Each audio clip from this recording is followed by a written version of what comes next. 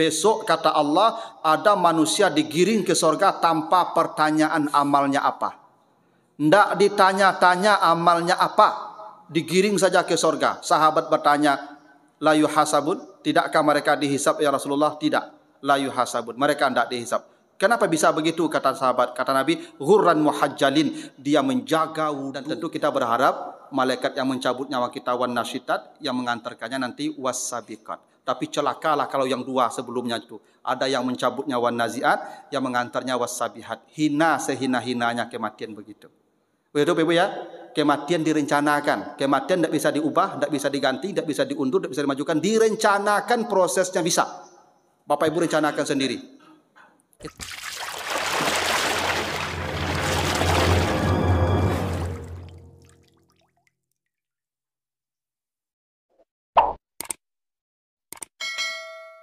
Assalamualaikum warahmatullahi wabarakatuh. Alhamdulillahirabbil alamin. Assalatu wassalamu ala asyrafil anbiya'i wal mursalin wa ala alihi wa ashabihi ajmain. Bapak, ibu-ibu, kaum muslimin, jamaah subuh yang dimuliakan Allah, kembali kita bersyukur kepada Allah atas segala karunia-Nya.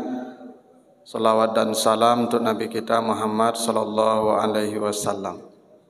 Bapak Ibu yang saya muliakan, seperti yang pernah saya janjikan, kita selesaikan pembahasan kita tentang malaikat-malaikat yang bertugas mencabut nyawa kita dan mengantarkan ruh itu ke alam barzah yang disebutkan di surat An-Nazi'at ayat 1 sampai 4. Di pertemuan yang lalu kita sudah bahas dua jenis malaikat yang bertugas mencabut nyawa kita kelak.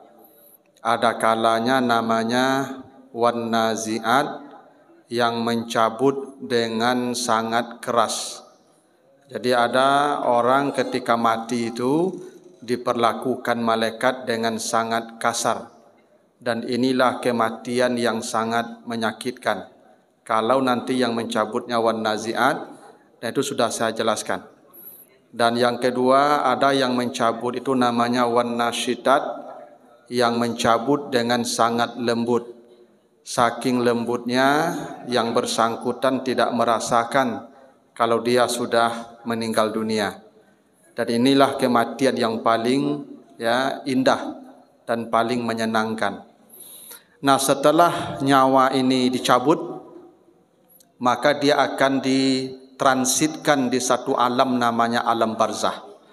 Jadi kita ini Bapak Ibu setelah meninggal dunia akan transit di alam berikutnya menunggu kiamat.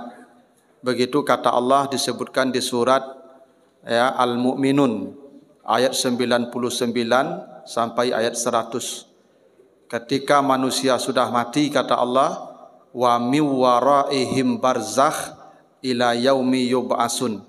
Manusia akan dikurung di alam barzah sampai hari berbangkit datang. Jadi semua yang sudah meninggal dunia itu sekarang sedang dikurung di alam barzah. Barzah itu namanya artinya pemisah. Barzah itu artinya pemisah. Itu kenapa di surat Ar-Rahman, kalau Bapak Ibu baca surat Ar-Rahman ayat yang ke-19, kata Allah ada dua lautan yang terpisah. Marajal bahraini yaltaqiyan bainahuma barzakhun la yabghiyan. Allah menciptakan ada dua lautan, satu asin, satu tawar. Yang keduanya tidak bersatu, terpisah. Nah, terpisah itu bahasa Arabnya barzakh. Jadi alam barzah itu alam pemisah. Dunia kita lewat, akhirat belum masuk. Kita berada antara dunia dan akhirat. Dunia tidak boleh datang lagi, tidak boleh kembali. Akhirat pun kita belum boleh masuk. Kita berada di alam penantian. Ibaratnya kita naik pesawat, kita sudah berada di ruang tunggu, menunggu pesawat datang. Tapi kita tidak boleh lagi keluar dari ruang tunggu. Kita dikurung di sana sampai hari berbangkit datang, begitu kata Allah. keadaan di alam barzah itu tergantung juga amal kita. Nanti akan kita bahas di waktu yang lain. Yang keadaannya ada dua. Ada keadaan yang menyenangkan di surat Ali Imran ayat 169 sampai 171. Ada keadaan yang mengerikan di surat Al-Mu'minun 99 sampai ayat 100. Nah, malaikat yang bertugas mengantarkan ini ruh ke alam barzah itu pun tidak satu malaikatnya, ada dua jenisnya. Jadi tidak sama pula Bapak Ibu. Nanti kalau kita sudah dicabut nyawa kita ini, ruh kita akan diantar oleh malaikat ke alam barzah itu, ke ruang tunggu itu. Jenis malaikatnya pun tidak sama, ada dua. Nah, tergantung Bapak Ibu pesan yang mana juga. Karena semuanya pesanan sifatnya. Mari kita lihat. Yang pertama kata Allah, wasabihati sabha. Malaikat-malaikat yang turun saling menjauh. Kalau diterjemahannya tidak begitu. Ya, yang kencang. Tapi wasabihat, kata sabihat ini Bapak Ibu artinya jauh. Itu kenapa sabaha itu artinya berenang. Orang kalau berenang biasanya menjauh dari tempat dia melompat. Itu tanda berenang.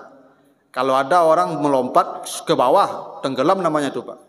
Yang berenang itu dia menjauh. Itu kenapa berenang disebut sabaha. Itu kenapa tasbih disebut tasbih. Subhanallah. Kenapa subhanallah disebut subhanallah? Kita jauhkan Allah dari sesuatu yang tak layak untuk Allah. Itu makanya coba Bapak Ibu baca Al-Quran, cari semua kata subhanallah selalu bantahan terhadap hal-hal yang tidak layak untuk Allah. Ketika Allah disebut punya anak, subhanallah amma yusyrikun. Ketika Allah disebut ada lain, ada Tuhan selain Allah, subhanallah amma yasifun. Selalu begitu. Jadi subhanallah itu artinya menjauhkan Allah dari sesuatu yang tidak pantas disandang Allah. Itu kenapa Isra Mi'raj ketika orang kafir berkata tak mungkin itu terjadi, maka Allah mengatakan subhanallazi asra. Kata tak mungkin itu tak layak bagi Allah, maka subhanallah. Jadi wasabihat itu artinya ada malaikat turun, dia saling menjauh. Tidak ada satupun malaikat yang hendak mengambil ruhnya ini ke alam barzah. Karena ruhnya begitu menjijikkan. Memang ada begitu orang ketika mati, ruhnya tidak menyenangkan hingga para malaikat pun tak nyaman dengan itu. Bapak Ibu kalau baca nanti surat Al-A'raf ayat yang ke-40. Nanti baca Al-A'raf ayat yang ke-40. Kata Allah, innal ladzina kazzabu bi ayatina wastakbaru anha la tufattahu lahum abwabus sama. Orang-orang yang mendustakan ayat-ayat Allah, menyombongkan diri di muka bumi. Ya, menyombongkan diri itu maksud yang disuruh tidak dikerjakan, yang dilarang tidak dihentikan, hidup semaunya, tidak ada aturan yang dia ikuti, itu menyombongkan diri namanya itu. Kata Allah, kalau dia mati, para malaikat menutup semua pintu langit untuknya. Allah sebut begitu Pak. Jadi kita ini nanti ketika meninggal dunia Bapak Ibu, ruh kita dibawa ke alam barzah lewat pintu-pintu langit. Jadi pintu langit itu banyak, abwabus sama namanya. Jadi langit ini punya pintu. Karena itu tidak semua arah kita bisa naik nanti itu. Harus lewat pintu. Itu makanya Nabi Muhammad Isra dan Mi'raj itu tidak bypass, tidak langsung dari Makkah ke Sidratul Muntaha. Dari Makkah ke Palestina. Dari Palestina naik ke atas, turunnya tidak langsung pula ke Makkah, Palestina lagi. Kenapa? Di atas Palestina itu ada pintu langit Bapak Ibu. Ada pintu langit itu. Itu kenapa Nabi ketika di langit pertama itu Jibril mengetuk pintu langit dulu. Penjaga langit berkata, siapa engkau? Jibril. Bersama siapa engkau datang? Bersama Muhammad, ya hamba Allah yang paling mulia. Baru dibukakan, disambut Nabi Muhammad. Di setiap pintu langit itu Jibril mengetuk pintu langit. Adakah izin engkau datang ke sini? Kata malaikat penjaga langit. Ada, Allah yang suruh. Baru dibukakan pintu langit. Itu makanya para astronom Bapak Ibu, ya astronot itu kalau mau ke ruangan angkasa, tidak di semua wilayah naiknya Bapak Ibu. Rusia kalau mau ke ruangan angkasa itu di Uzbekistan tuh. Karena mungkin di situ ada pintu langit. Amerika itu kalau mau naik, astronotnya itu ke Argentina tuh. Mungkin di Argentina itu ada pintu langit, Pak, maka di sana naiknya. Ya, saya tidak tahu di Indonesia pintu langitnya di mana, Pak. Tapi pintu langit ada, Bapak Ibu, dan Allah sebut begitu. Jadi orang-orang kafir, orang-orang yang menyombongkan diri, kalau mati kata Allah semua pintu langit ditutup oleh para malaikat. Coba Bapak Ibu, kita mau masuk ke masjid, semua pintu ditutup. Ini harus masuk juga ke dalam masjid. Bagaimana cara masuknya lagi? Maka dicari celah-celah yang sampik-sampik, delo gadang sedih situ, Bapak Ibu. Enggak? Ada orang proses datang ke alam barzah itu sangat mengerikan, Bapak Ibu. Para malaikat tidak mau membukakan pintu langit, tapi harus sampai juga ke alam barzah. Bagaimana cara malaikat membawanya? Wallahu a'lam. Tapi memang tidak ada manusia yang ketika sudah mati dicampakkan lagi ruhnya kemudian menjadi ruh gentayangan, jadi babi, jadi baru, jadi ular, itu tidak ada itu. Tidak ada. Tetap dia sampai ke alam barzah, tapi caranya yang mungkin tidak lazim. Caranya mungkin cara yang tidak terhormat. Karena begini, dunia ini kan kata Allah permainan. Innamal hayatud dunya lahun wa la'ibun. Dunia ini kan permainan, Bapak Ibu. Yang namanya permainan, dua saja manusia yang keluar lapangan, yang kalah atau yang menang. Selalu begitu, Bapak Ibu. Jadi manusia itu nanti keluar dari dunia ini, kita ini, Bapak Ibu, bisa jadi kalah, bisa jadi menang. Yang kalah akan tertunduk, akan dicemooh keluar lapangan. Yang menang akan ditepuk tangan, akan mendapat aplaus dan mendapat sorak-sorai. Begitu juga kita ketika mati nanti, Bapak Ibu. Ada orang ketika mati meninggalkan panggung permainan dunia ini, itu mendapat sorakan dan cibiran para malaikat. Itulah yang tidak dibukakan pintu langit untuk mereka. Siapa mereka? Wastakbaru anha, yang di dunia tidak patuh dan tunduk kepada aturan Allah. Begitu Allah sebut. Makanya malaikatnya tidak sama, wassabihat. Tapi ada malaikat yang keempat namanya wassabiqat. Sabiqat itu, Ibu, yang berlomba-lomba untuk menjadi yang tercepat. Maka ada musabaqah namanya. Musabaqah itu berlomba menjadi nomor 1. Jadi ada orang ketika mati nanti, Ibu, para malaikat berlomba-lomba berkejaran merebut ruh itu. Karena ruhnya begitu mulia, begitu terhormat, sehingga para malaikat seakan-akan berkejaran berlomba untuk mengangkat ruh ini ke alam barzah. Siapa mereka yang diperebutkan ruhnya oleh para malaikat? Nanti Bapak Ibu baca surat An-Nahl 32. An-Nahl 32. Allazina tatawaffahumul al-malaikatu tayyibina yaquluna salamun alaikum fadkhulul jannah bima kuntum ta'malun. Orang-orang yang dimatikan para malaikat dalam keadaan baik, tayyibin. Dia mati, dimatikan malaikat dalam keadaan tayyibin. Maka ketika mati itu para malaikat menyambutnya dan mengelu-elukannya dengan kata salamun alaikum, selamat atasmu. Jadi kelak Bapak Ibu ada orang ketika mati kata Allah, para malaikat mengelu-elukannya, dibentangkan karpet merah di setiap pintu langit, para malaikat menyambutnya dengan kata salamun alaikum. Dan inilah manusia yang paling bahagia sampai di alam barzah. Ketika proses ke alam barzah itu disambut oleh para malaikat. Tapi syaratnya ada. Apa syaratnya? Matinya tayyibin. Allah sebut begitu. Matinya dalam keadaan tayyib. Bagaimana mati tayyib ni, Pak Ibu? Satu, berdasarkan hadis-hadis Nabi ya. Pertama, mati dalam kalimat tayyibah. Makanya kata Nabi, man kana akhiru kalamihi la ilaha illallah dakhalal jannah. Bila seseorang akhir kalimatnya la ilaha illallah, itu kalimat tayyibah itu, la ilaha illallah, mati. Kata Nabi, disambut para malaikat dan sampai ke depan pintu surga. Aman. Makanya Bapak Ibu saya sering sarankan, kalau ada Bapak Ibu nanti yang sudah sakitnya serius, yang sakitnya sudah mungkin tidak tertolong lagi secara medis, sudahlah Bapak Ibu, ya saya bukan rasis, jangan pernah dibawa ke rumah sakit non-muslim. Jangan. Di ujung itulah perjuangan kita menyelamatkan iman. Karena disitulah perjuangan kita menyelamatkan iman dia. Karena kalau dibawa ke sana, kita nak tahu apa yang terjadi di ruang ICU itu. Apa boleh ditemani atau tidak. Dan kalau ada keluarga bapa ibu nanti yang sudah sakarat itu dibawa ke ICU, tolong jangan biarkan sendiri di sana. Minta ke dokter itu temani. Karena ketika akan mati itu ibu ada dua yang akan dicabut. Satu, nyawa kita dicabut malaikat maut. Dua, iman kita dicabut setan. Dua yang akan dicabut, dan itu puncak perjuangan setan mencabut iman kita. Dan disitulah kita bantu orang yang akan mati itu dengan kalimat thayyibah. Karena kata Nabi, laqinu mautakum la ilaha illallah. Ajarkan kepada orang yang akan mati itu la ilaha illallah. Itu perintah Nabi. Kenapa?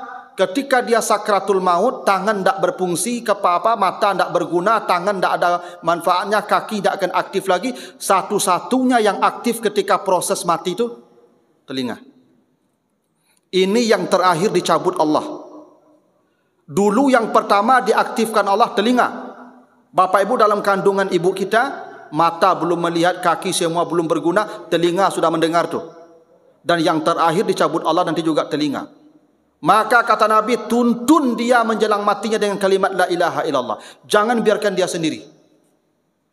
Saya beberapa kali Bapak Ibu ke rumah sakit, ada kerabat yang hendak meninggal dunia. Saya ketika dibawa ke ICU itu saya minta ke dokter, Bu, boleh tak saya ke dalam menemani beliau? Boleh Pak, boleh. Ya, saya pernah di Siti Rama itu, boleh. Dan saya lihat sendiri. Sebab dokter ini Pak Ibu, dia tahu persis kalau kesadaran seseorang sudah di bawah sekian, itu dia sudah pasti mati secara medis. Cuman oleh dokter itu SOP, tetap dibawa ke ICU. Di ICU itu saya lihat tidak ada perlakuan apa-apa. Pasang alat ini, pasang alat ini, pasang oksigen. Lu cari-cari jauh sana. Tak ada pertolongan Pak Ibu. Karena medis tidak bisa lagi menolong kalau keadaannya sudah begitu. Yang bisa ditolong itu adalah keimanan dia. Bisikkan la ilaha illallah ke telinganya. Jangan biarkan sendiri dia. Begitu memang diajarkan Nabi. Karena kalau kita mati, iman kita lepas, celakalah kita Bapak Ibu. Sia-sia 70 tahun kita beribadah taat kepada Allah. Tapi ada orang bermaksiat 70 tahun. Bermaksiat 70 tahun. Terakhir la ilaha illallah keluar dari mulutnya. Surga menanti Pak. Apa yang lebih hebat dari itu? Tak selalu Pak. Perjuangan kita di dunia ini panjang. Bisa sukses di ujung hayat kita belum tentu. Makanya Bapak Ibu banyak orang yang maksiat di awal. Tapi kalimat terakhir itu. Surga menanti. Allah dah sebut begitu. Makanya mohon maaf saya tak tahu Bapak Ibu. Tapi zahirnya begitu itu kan saya pernah dengar tuh bandar narkoba yang terbesar di Indonesia tuh yang Freddy Budiman tuh Pak. Itu kan di ujung menjelang ditembak itu kan dia mengatakan itu Pak, dituntun la ilaha dan ikhlas dia mengucapkan la ilaha illallah Muhammadur Rasulullah itu ditembak langsung Pak. Itu surga menanti itu Pak. Walaupun dia bandar narkoba, perempuan tak berapa banyak bersama dia, tapi di ujung yang Allah hitung Pak. Itu kenapa orang kalau mati dalam kalimat thayyibah, para malaikat mengelu-elukannya menyambut. Dan ini yang perlu kita Bapak Ibu tolong ke anak-anak kita, ke keluarga kita tolong ingatkan.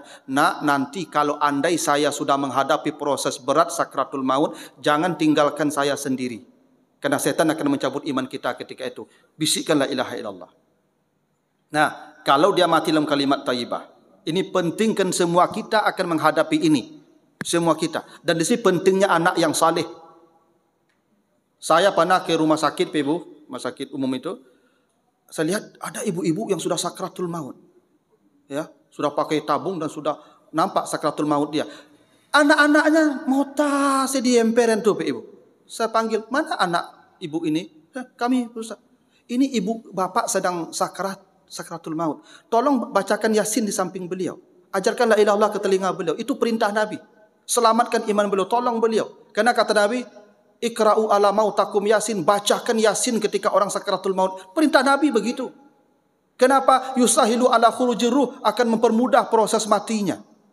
Mati itu tak bisa ditunda, tapi prosesnya bisa diringankan. Yasin salah satunya, itu tolong kita pada dia yang akan mati itu. Nanti kita begitu pula orang pada kita, Bapak Ibu. Ya, nah, ini yang disebut mati dalam keadaan thayyibah. Maka para malaikat mengeluh-elukannya di semua pintu langit. Yang kedua, mati dalam amal yang thayyib. Ada orang mati sedang baca Quran. Utsman bin Affan tu meninggal sedang baca Quran, Pak Ibu. Itu kenapa di surat Al-Kahfi itu ada tulisan merah dulu, Pak Ibu. Ya, wal yatalattaf. Dulu tak ada lagi, sekarang tak ada lagi itu, Pak. Dulu di Quran lama-lama kan ada tu merah di tengah tu. Itu darah Utsman itu sedang baca Quran tu. Utsman sedang baca Quran ditusuk. Darahnya jatuh ke sana karena ini mushaf Utsman, maka diabadikan yang itu. Itu ceritanya begitu, wallahu alam, tapi begitu ceritanya yang saya terima. Utsman tu meninggal sedang pegang Quran, Pak. Sedang baca Quran. Ada orang meninggal sedang sujud, sedang salat. Bapak pernah lihat di WA group, ada orang sedang salat jatuh, sedang jadi imam jatuh. Di kampung saya, Pak Ibu, di Masjid Raya Muara Labu, kalau nanti ke sana cerita di Masjid Pasar Lama itu senior saya imam masjid di sana 6 bulannya lalu kurang lebih meninggal dunianya sedang jadi imam. Sedang jadi imam, Pak. Ya toh? Sedang jadi imam salat Isya. Rakaat pertama, kedua suaranya kencang saja, tidak ada masalah. Tidak ada tanda-tanda. Pas tahiyat awal, tidak berdiri dia lagi. Langsung dia bersujud di tempat itu dan meninggal di atas sajadahnya. Tuh, thayyibah. Ada yang paling hebat kemarin tu, Pak, Wali Kota Bandung. Ya, Pak. Wali Kota Bandung tu meninggalnya di masjid, Pak. Di hari Jumat. Ya toh? Sudah salat sunat dan hendak berdiri khutbah Jumat. Kita iri dengan mati-mati seperti ini, Pak Ibu. Kalau matinya di tempat yang baik, di masjid, dalam keadaan baik, suci, dalam hari, dalam suasana baik, habis, tidak ada lagi mungkin, Bapak Ibu. Selesailah, thayyibin, pasti. Karena ada hadis Nabi begini, hadis Muslim, Bapak Ibu. Jadi suatu hari pernah ada sahabat pergi umrah. Lalu dia jatuh dari kudanya, meninggal. Apa perintah Nabi kepada para sahabat? Kaffinu bisaubah. Setelah dia dimandikan, pakaikan kain kafannya, baju yang di badannya. Itu perintah Nabi begitu. Pakaikan kain kafannya, baju yang di badannya saja. Kenapa? Fa innahu ya'ti yaumal qiyamati mulabbiyan. Karena dia nanti di hari kiamat akan datang menemui Allah dalam keadaan bertalbiyah, labbaik Allahumma labbaik. Kenapa? Dia mati dalam perjalanan umrah. Jadi kalau ada orang mati dalam keadaan haji, umrah, sedang berpuasa, ada orang meninggal sedang puasa sunat. Karena dosanya digugurkan. Orang kata Nabi kalau puasa 1 hari saja di jalan Allah, dijauhkan wajah dari api neraka sejauh 70 tahun perjalanan. Dia meninggal sedang berpuasa. Ada guru saya, Pak Profesor Dr. Sirajuddin Zat, itu meninggal sedang berpuasa di hari Kamis. Sedang sidang di pengadilan, ya. Meninggal, Pak. Beliau sedang puasa itu, Pak. Hari itu beliau puasa. Ya. Kata istri beliau sedang puasa itu. Dan itu kematian yang sangat indah dan para malaikat akan menanti menyambutnya di setiap pintu langit. Kenapa? Meninggalnya dalam keadaan thayyibin, baik. Atau meninggal di hari yang baik, hari Jumat. Ada hadis sahih Muslim. Kata Nabi, "Ma min muslimin yamutu yaumal jum'ah aw lailatal jum'ah illa waqahullah min fitnatil qabr." Tidak ada satu orang Islam pun yang mati di hari Jumat atau di malam Jumat. Ini masalah mulianya orang mati di hari Jumat, Pak Ibu. Kalau dia mati hari Jumat atau malam Jumat, diamankan Allah sampai hari kiamat selama di alam barzah. Karena mati di hari yang baik. Tapi ini kita tidak bisa, Bapak Ibu, karena sesuai dengan takdir sajalah. Tapi Bapak Ibu kalau boleh meminta, boleh. Ya Allah, kalau engkau hendak mengambil saya, matikan saya di hari Jumat. Boleh, Pak? Boleh. Matikan saya sedang dengar ceramah mendekini kuah. Iya, Pak. Ada 4 tahun yang lalu saya lihat di Makassar, Pak. Di Makassar ada ustaz sedang ceramah zuhur. Ya, dosen UIN Makassar itu sedang ceramah zuhur seperti saya sekarang nih, Pak. Lalu dia terjatuh dan meninggal di atas ya mimbar itu. Ada pula yang viral kemarin itu, Pak. Di mana tuh, di Jakarta atau di mana? Bapak-bapak sedang dengar ceramah kayak ini, Pak. Bertanya ke ustaz, "Ustaz, bagaimana cara bertemu Rasulullah?" Ketika ustaz sedang menjawab pertanyaan itu, beliau tersandar meninggal di situ. Sedang dengar ceramah meninggalnya. Bapak ibu berdoalah begitu. Ku dapat dengar ceramah aku mati ya. Itu. Iya Pak. Tidak ada yang lebih indah dari itu. Sedang duduk di majelis ilmu meninggal. Apa janji Nabi ketika orang duduk di majelis ilmu? 1, para malaikat memintakan ampun atas dosanya. 2, rahmat Allah tercurah kepadanya sedang duduk itu. 3, Allah turunkan ketenangan pada dia. 4, ya Allah yang membanggakan dia di hadapan para malaikat. Sedang dalam keadaan itu kita diambil Allah. Apa tidak lebih hebat daripada itu, Ibu? Apa yang lebih hebat dari itu? Saya tu Bapak Ibu sempat, waduh, ini bapak yang bertanya tu Masya Allah, meninggal di masjid itu habis bertanya bagaimana bertemu Rasulullah ya Ustaz. Meninggal dia langsung Bapak Ibu habis bertanya tu nyandar. Tidak ada yang lebih indah, itu yang tayyibin. Nah makanya Bapak Ibu kalau kita meninggal di hari Jumat, insya Allah aman. Itu Nabi sebut begitu karena matinya di hari baik. Tapi syaratnya dia mukmin. Kalau tidak mukmin tak. Nah yang terakhir, mati dalam keadaan suci. Ini ada ya hadis Nabi ketika menjelaskan surat Ar-Rahman ayat berapa? Ayat 35, yauma izin la yus'alu an zanbihi insun wala jan. Besok kata Allah ada manusia digiring ke surga tanpa pertanyaan amalnya apa. Tidak ditanya-tanya amalnya apa.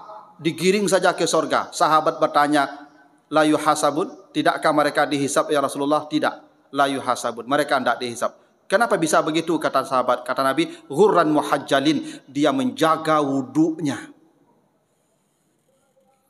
Bapak Ibu yang menjaga wudu itu Masya Allah Bapak Ibu. Ya. Nanti wajahnya cerah, riang, gembira, hingga para malaikat tidak perlu bertanya lagi amalnya. Itu kenapa Bapak Ibu yang menjelang tidur itu kan kita akan mati tu. Bismika Allahumma ahya wa bismika amun. Menjelang mati itu berwuduk dulu. Mana tahu tak jago pagi. Ya tak? Tak jago subuh lah. Lah permanen Bapak Ibu laluknya. Aman kita. Mati dalam keadaan tayyib itu. Suci.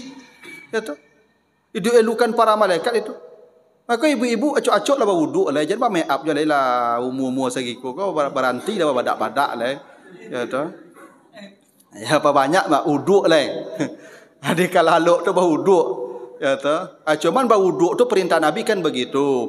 Iza awaita ila firashika, bila engkau hendak datang ke tempat tidurmu, falyatawadda wudu akalis salah. Berwuduklah seperti wuduk salatmu. Perintah Nabi begitu Pak Ibu.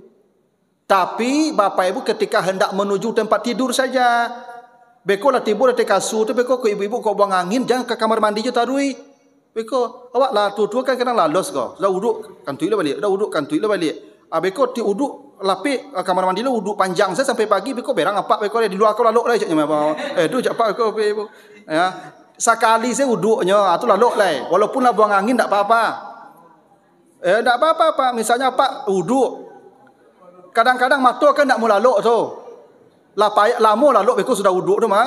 Putar. Alah buang angin tu liek. Aja wuduk je lah. Lalok sana lah.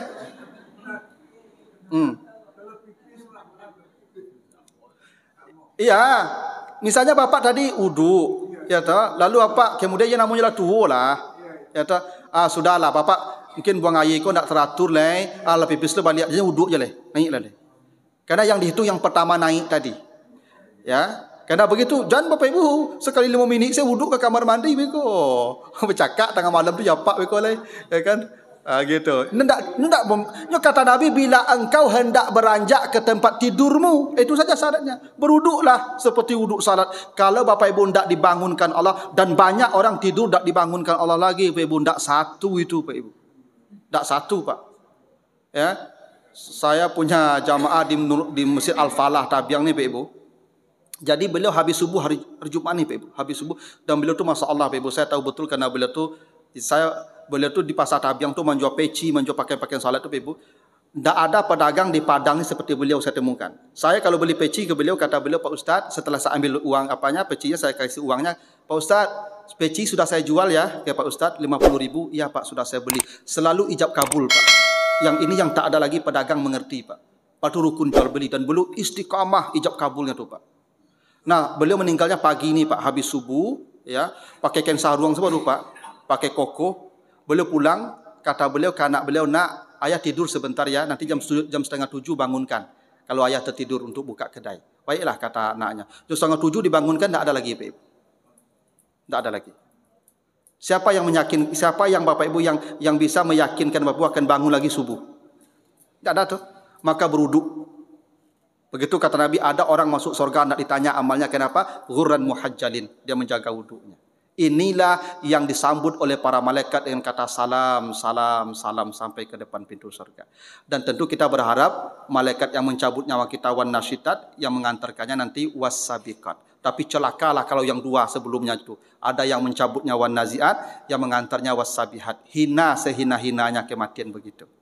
Begitu Ibu ya?